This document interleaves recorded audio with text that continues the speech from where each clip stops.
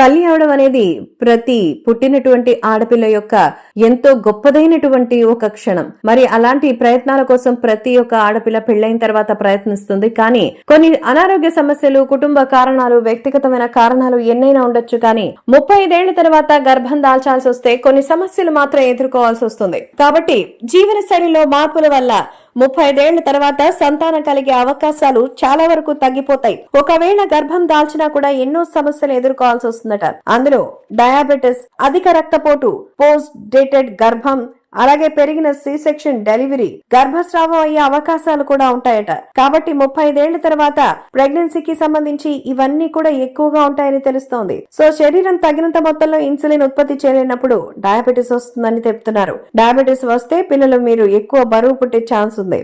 ఇక 35 దాటిన తర్వాత ప్రెగ్నెన్సీ వచ్చినప్పుడు రక్తపోటు లేనప్పటికీ మరి ఖచ్చితంగా పెళ్లికి మరి ఇంత గ్యాప్ తర్వాత పిల్లల్ని కండం వల్ల బీపీ వచ్చే అవకాశం ఉందట.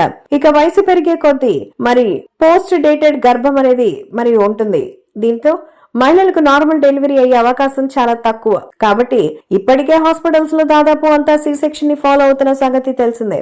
అయితే క్రోమోజోమల్ అసాధారణత వల్ల గర్భస్రావం ఏర్పడే అవకాశాలు కూడా ఉన్నాయి. తల్లి ఆరోగ్యం, ఇంటి ఆర్థిక పరిస్థితులు, సమయం, వయసుతో పాటుగా ఎన్నో కారణాలు ఉంటాయి. కాబట్టి ఇలాంటి నిర్ణయాల్ని కుటుంబ సభ్యుల ఒత్తిడితో అస్సలు తీసుకోకూడదు. గర్భానికి ముందు వాళ్ళ ఆరోగ్య పరిస్థితి, ఇతర కారణాలు అర్థం చేసుకుని జాగ్రత్తగా ఉండాలి. సో దయచేసి 35 వయసు తర్వాత జాగ్రత్తగా ఉండాలంటున్నారు డాక్టర్స్.